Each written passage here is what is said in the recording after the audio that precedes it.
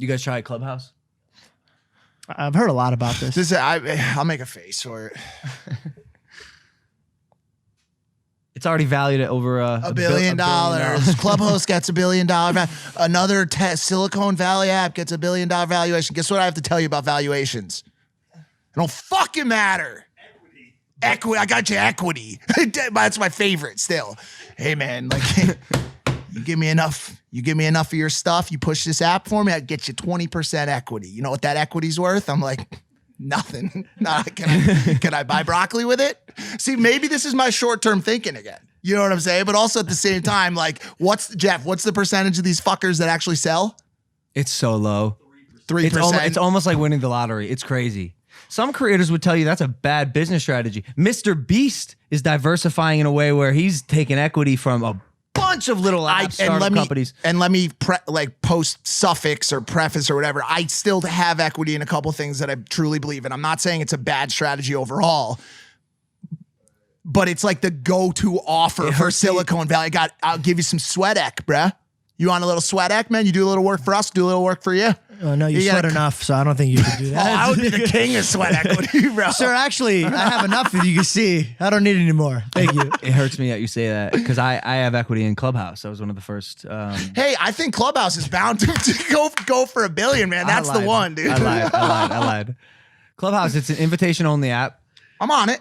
Oh, you are? Yeah, I'm on it. Yeah, so you listen to people talk. One can set up a room with a topic, and it's basically like a virtual stage where there can be multiple speakers in a room and thousands of people can listen to these people talk about XYZ.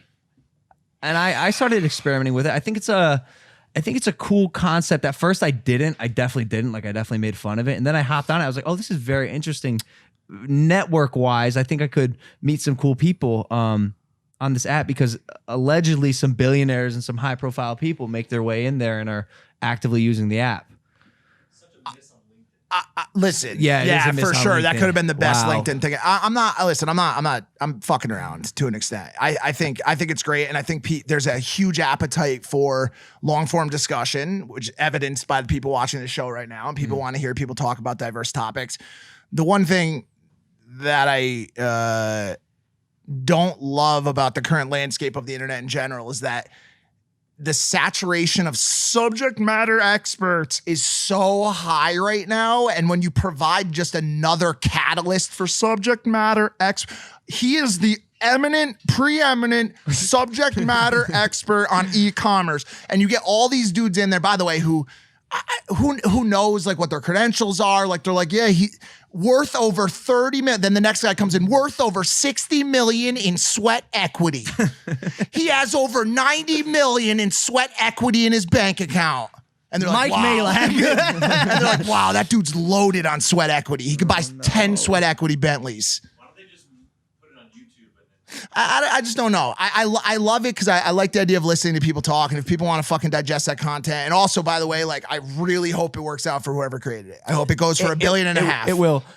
Well said though. My biggest problem navigating the app was it's hard to qualify people if their names I don't recognize. Which is everyone on the app. Almost. Yeah. It's in a weird space. Like I hopped on it once. I did one talk and I was like, yo, like I have a podcast. What the fuck am I like? Well, just at what point does it get too noisy? At what point is everybody talking? You know what I'm saying? And how do you cut through that? And how do you cut through that? How do you have an answer? Does someone have? Because that's like the golden question for this age we're living in. Anyways, 2021 is how do you filter the fucking noise and bullshit that everyone is yapping about nowadays? Because everyone has a voice and can do something or say something about whatever and be an expert on subject matter expert. Are you talking about how do you navigate the receiving end of said content, or how do you navigate the delivery end? Like, are you the creator? The receiving end, because we're throwing information, all day. I walk outside and 10 different people will tell me 10 different things about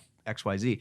I guess the biggest thing would be to spend to put in the work would be the number one. Like, spend enough time and effort truly digging into your sources before you call them subject matter experts, right? Like, what is this person really saying? What are people saying about this person? What are other people in the industry saying? Like, as we've talked about so much in the past, we are a headline-driven society.